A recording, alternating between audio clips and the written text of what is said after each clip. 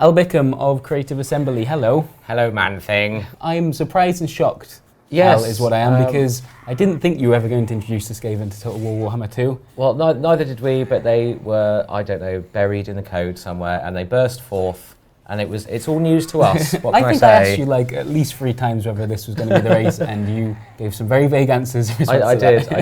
Did I? I'm not sure I ever lied, or did I? You gave me the classic, which was the 4th race has yet to be ratified. That's true. Yes. Which I remember you being quite happy with that one. Yeah, I was quite chuffed with that. Yeah. All right, so we're going to be taking a look at the start of the Skaven campaign. We're going to hopefully sneak in a couple of battles and just show how they work on the campaign map, which we'll jump into now. This is obviously a custom menu screen for the demo we're playing, I should point out. Yep, that's right. And So- yeah, I guess we'll shut up whilst the cinematic plays. Okay. Deep under the world, they chitter and plan. Watching, waiting.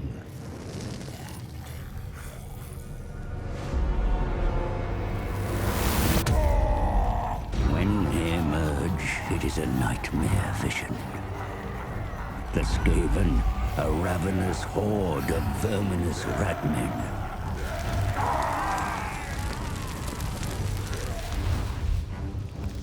They gnaw at the roots of the world like an infected wound. They mean to rule over ruins, for such is the will of their god, the great horned rat. Only the island home of the High Elves has remained unscathed. And at its center is the Great Vortex. A swirling maelstrom that siphons chaos from the world. The Skaven covet its vast power with envious, beady red eyes. The twin-tailed comet is oft seen as an omen, but this time its wake has disturbed the winds of magic. In the secret halls of the Under-Empire, the Council of 13 has gathered. A time to scheme of opportunity. I kill dwarf things in Pillar City. No! Clanmores go to Southlands. Hunt for Warpstone. Moors are puppet minion. Pestilence infest Lastria. Yes. But all Warpstone for council plan. Come, scribe slave. Work to do. Comet makes elf things weak. Council wants power of the vortex. Just as prophecy demands. So it too. You read markings on the black pillar. Then you know we must seek find the Screaming One. Find out how to control the vortex. Oh yes, master. But a large tribute of Warpstone will that demon require if we summon him. Return to your assigned clan. Harvest Warpstone. Yes, most precipitous of masters. And flay yourself, your impertinence. Oh, it will be done, your worship.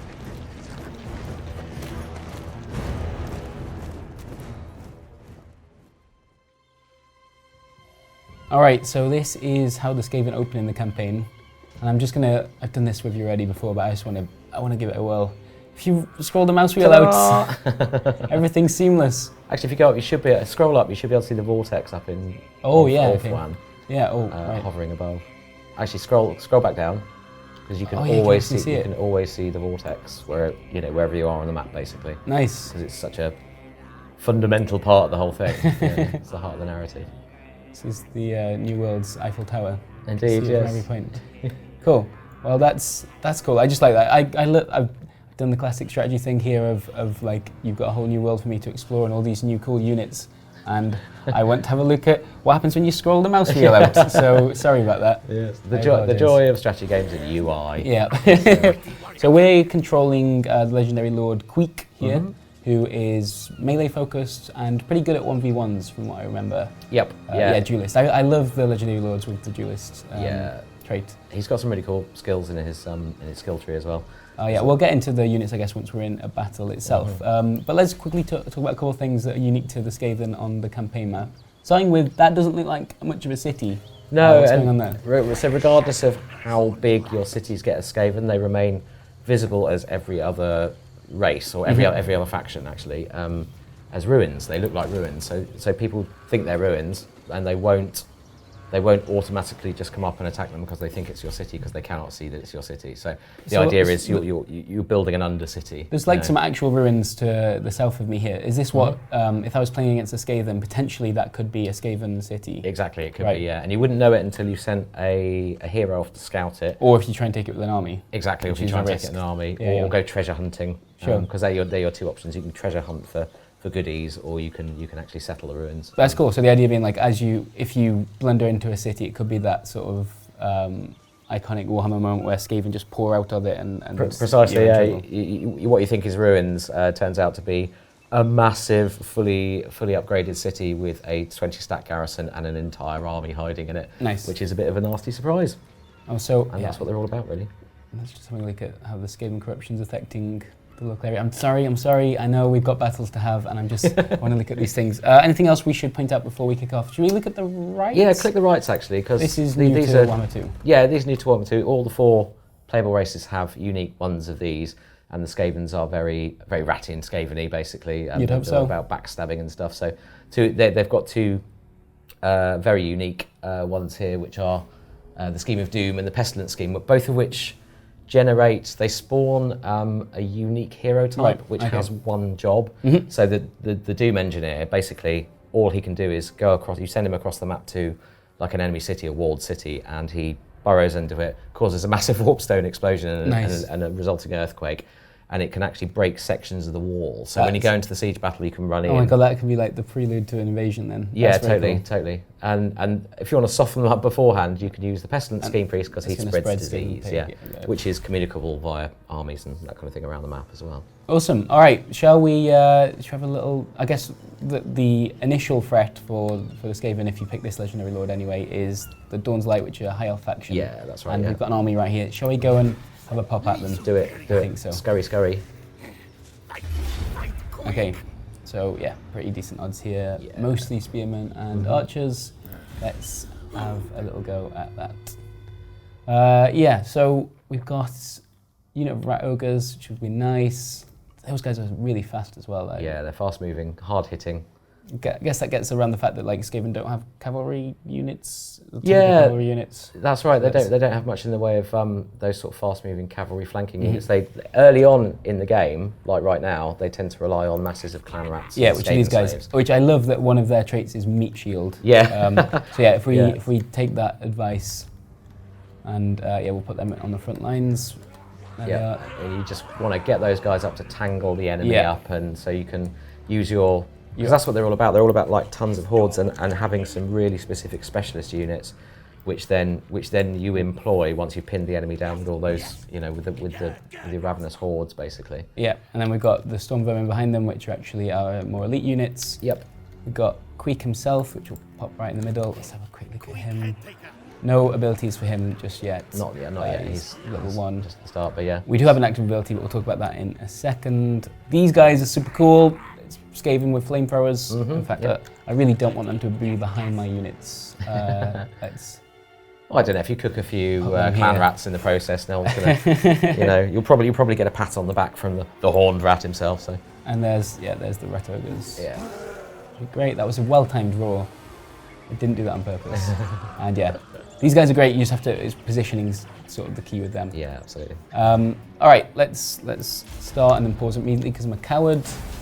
I do not understand the people that can play Total War like a real RTS game and not just like immediately pause everywhere and sort of let's very carefully position. You see some of the really good multiplayer players, and they're literally microing individual units, not even really using blocks. It's just like, well, maybe let's move these 2 units of spearmen here, but it's like tick, tick, tick, tick, tick, tick, moving loads of individual units around at the kind of speed I will never be able to achieve. Yeah, there's like a certain amount of pride that comes with that. I've noticed for players that, that can play it like that.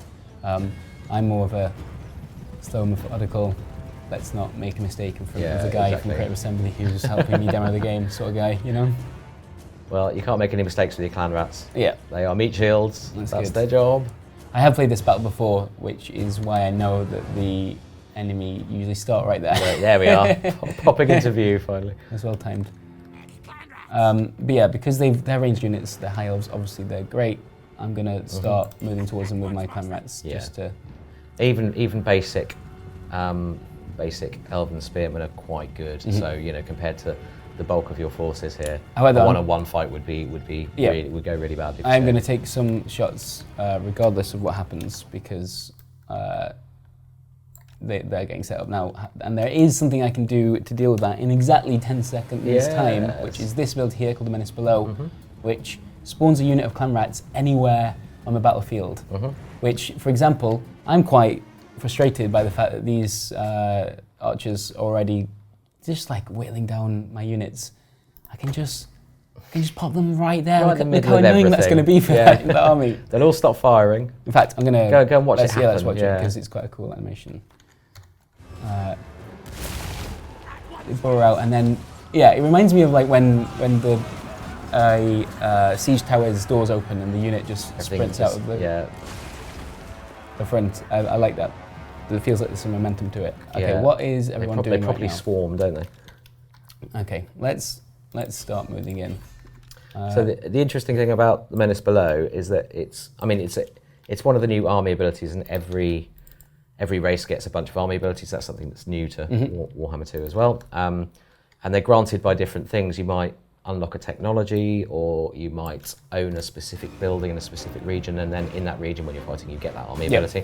So High Elves, for example, get one called, which allows them to summon an eagle if they own one of the fortress gates at the top of Orthwan. Ah, yeah, of course. So they can repeatedly summon eagles down from the mountaintops into battle, which is great. But with Skaven, they get that one from the very start. And you have a certain amount of uses per battle, but if you throw more food, and this is a key resource for Skaven because they're very high metabolism little creatures that eat ravenously, and they need to keep eating. So food is an important resource for them. There's ways to gather that through winning battles and sacking, taking captives, for example, for a nibble later. And you can throw more food, out of your food reserves into the Menace Below. So if you've got a kind of fight that's, it could be 50-50 or the odds are even worse for you, you might want to throw more food into the equation and buff up the amount of times you can use Menace Below. I think that's really cool, but it's going to cost you in the long run if you're doing that too much. Exactly, yeah. And we've actually got, we could potentially have done 8 of these if we lasted long enough to make use of these cooldowns. It's because we're in our home region right now, and so we get the buff maximum out of it. Corruption, Whereas, usually, as we'll see, hopefully in the next battle, when we're not in the home region, you won't get quite as But many it's so uses. cool, that basically won me this fight. Using that, I was already in a pretty strong position, but being able to use the clan rats and disrupt their ranged units immediately was great. It's great, and that can be a lifesaver. If the enemy's got tons of artillery, you bring them up right in the middle, right at the start, and it stops them firing until the clan rats are dead. So it can transform a battle. Even one use can transform a battle. Yeah, definitely. One thing I didn't get to do in this, just because it was really tightly packed, is show off the flamethrowers. Hopefully we'll do that in the next battle. Everything, by the time they got there, because they were a little slower than some of the other units, everyone was sort of tied up in the fights. And I know I should just be the Skaven and everything and just attack through my other units. You don't like cooking your own men. I've been playing Total War too long, and I've become... Years of long training have taught you this. I'm not used to being the Skaven, I'm used to being the careful Total War player. Twitch your whiskers, be the rat. All right, we'll fast forward this because I think hopefully once. There we are, yeah. That's a fairly nice start. You like to start a campaign with a decisive victory. Yeah, we do kind of give the player right at the start a few, and it just it doesn't have to be. It shouldn't be a really difficult battle. It should be here's here's a little battle where you get to play around and see how your army works. Yeah, definitely. So the opening one's always, always pretty easy. Okay, so we got the options to sell off, which is, although not selling back to the other army, which is usually what like the Empire would do, right? So you probably sell them to other Skaven. So you can enslave to get more food, which is, let's not think about that too much, and or you can eat the captives to get some health back. I don't really need to do that, so I'm going to grab some food, I think. Getting your food stocks up is always useful. You use food for other things as well. So, for example, when you take a settlement, you can start that settlement at a higher level, up to level 3 by spending more food. Yeah, well, I think we might be able to have a look at that in a second. And again, that plays into the whole Skaven sort of style of very, very quickly swarming over an area and being able to take loads of territory. It would be your cities up strange if they were, if you had to play them carefully and sort of like methodically build up an area. Wouldn't feel quite right. I'm going to just make Queek really good at 1v1s. Yeah. Because I hope to actually make you a little bit more useful in the next fight. It's always the problem when you demo Total War game, is that I'm such a boring player, and I'm really trying my best to appear exciting, but I'm not. I'm careful. I like playing Empire. I like having my ranks sort of ordered and and well maintained, and then you're not rushing into you're not just chucking flamethrowers into the mix just because. And I'm trying my best here. I really am. Yeah, it's I know you put a lot of work into this game, and you have to reset your sights a bit to play this game, definitely. They are very different. It'd be easy to go, oh well, they're kind of a hoardy army. Perhaps they're a bit like Greenskins, and in one aspect they are, because they have lots of, at the start anyway, they have lots of low morale units. Mm-hmm. That kind of, you attack and they run away, and then you cycle them back in, and you're constantly wafting. Against a big enemy army, you're constantly wafting routers back into the battle. Yeah. But that's pretty much where the similarity ends. They just work in a very different way. Anything else before we jump into this final battle that we should point out on here? We talked about the food, the effect it has on just your general campaign stats. Like at the moment, getting a little bit extra growth because my food levels are okay. If it was really high, that explodes. Leadership, public order, and stuff like that. However, if you go down the other way, are crippling. Yes. Yeah, like major negatives, which can grind your campaign to a halt if you leave it down there for any time at all. Probably one other thing worth noting is this new bit of UI at the top here. I feel like this is quite important, isn't it? Yeah, that is central to your victory, basically, because all 4 races are gathering their own ritual currency, in our case Warpstone, which you get from capturing settlements, and specific settlements actually give you a whole bunch of Warpstone every turn. Right. And so you're racing on this track and to get to the end with your ritual currency, filling up. And each node on that kind of track there is a ritual. And once you fill up the bar to the first node there, you can click that and it starts a ritual. And for 10 turns, you've got to protect key settlements which are important to that ritual, while chaos kind of flood in. Yeah. And also the other races in the game not so thrilled about what's going on with that. Exactly. So they're probably going to weigh in on the matter as well. And once you've completed all 5 rituals, you then enter the kind of cataclysmic endgame. Like help pacify the vortex and really look after it well, and just make sure that nothing explodes out of control. Yeah, no, I mean, in all ways, they're very much your caring race, caring woodland friends, the Skaven. All right, so the literal opposite. We mentioned this before, so we're about to attack a settlement here.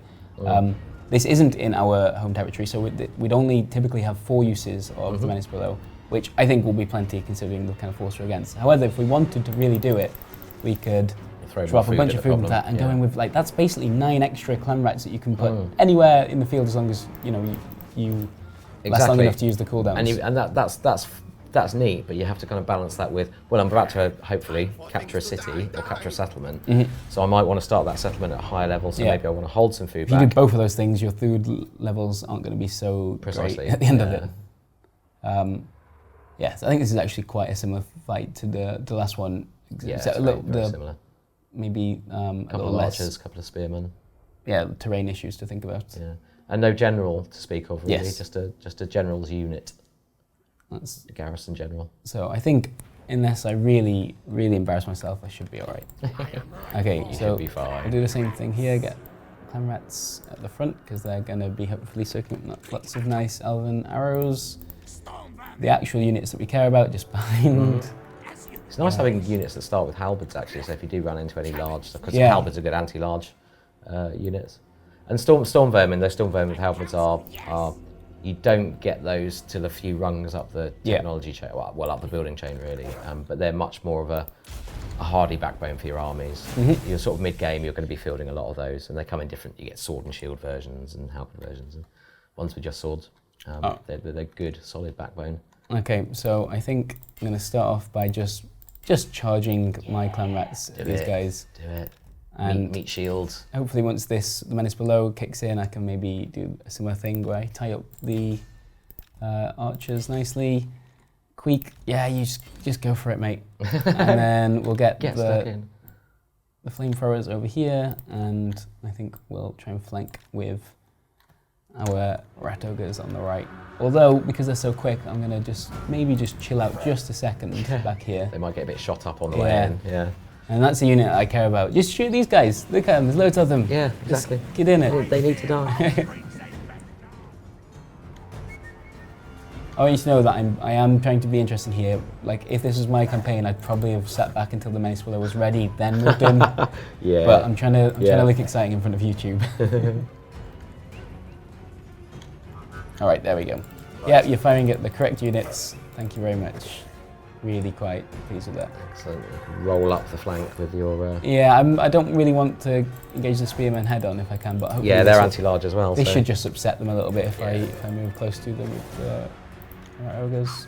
You can get past that flank as well. Ooh! Okay, no. 8 seconds left. 7 seconds left. They could tie up the archers. Yeah. Once the archers are gone, just maybe get your flamethrowers up front and just hose the place down so you can see those in action. Yeah, fair enough. We'll just put that there, and yeah, I just want to. Hopefully they'll get in. Oh, it's just such a useful ability. It's so good, isn't it? We'll get the rat ogres behind. And the fact you can just use it multiple times as well is it's just brilliant.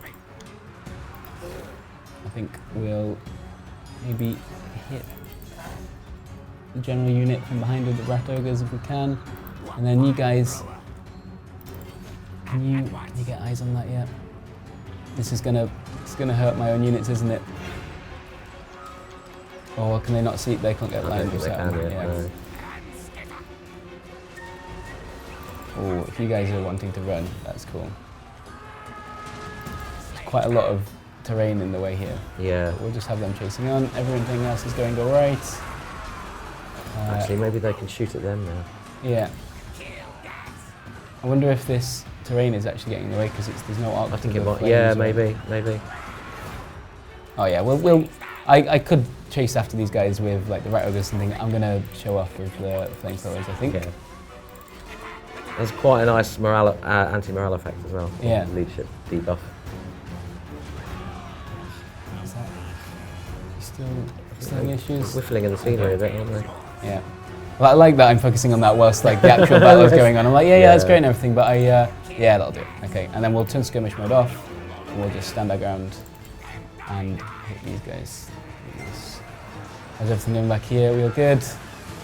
Oh! Look at the leadership bar dropping. Yeah, is that? Oh my god, that was basically like one wave has just ended their morale. And they're off. They're terrified. Yeah, that's good. Let's have another shot if we can. That was. I like that I spent most of that just like carefully positioning my flamethrowers whilst an actual battle was happening in the background. Oh, it's just lovely, isn't it? Look at that! Look at that! Yeah, that's great. Very happy with that. Yeah. How did everyone else do? Everyone all right? Everyone cool? Happy as Larry. So. All right. Well. I love those rat ogres as well with the chunks of warpstone just like sticking out of them or bits, tied to their fists. Yeah, that's great. All right, let's. Well, I think that's a decisive victory. 2 out of 2. Well, you pretty much won the game, I think. Yeah, I think so. That's it. I basically just did the same thing in both battles, which was like full charge, and just make sure you have some clan rats pop up in the middle of their ranged units, which works rather nicely. I think you're embracing the Skaven lifestyle. culture and the lifestyle of the Skaven perfectly there. Yeah, one last thing I guess we can show is that once we take the settlement, if we want to occupy it, we can just pump a bunch of food in to start with a level 3 settlement, which is mad. Yeah, it's absolutely brilliant. No one else can do that. And then you've got, you do that with a big settlement, and you've usually got like three fresh building slots to start with. Yeah, but obviously by doing that, I've created a bit of a food shortage. Yeah, but exactly. I think that's all right. Yeah. Cool. Well, I think, is there anything else that I should point out about the Skaven, or do you reckon that's a nice little intro? I think that's a nice place to. Nice we've won a couple of battles. So If I go any further, I'll embarrass myself. And we've shown off like how some of that campaign stuff works. From here, you'll have more. There's another elven. So we're in the Southlands here. Oh yeah, that would be your next target probably. Yeah. So these guys will probably start harassing you. You've got some lizardmen faction. There's a big slan leader up here. Oh yeah. Who'll float around and probably try and have a go at some point. Yeah. And then there's some other Skaven guys over here. Yeah, they're kind of potential allies here. Yeah. But what's worth noting is if you come down a bit to Caverns of Sotek, there's a little symbol on the name next to the name which shows a little vortex sign. Oh yeah.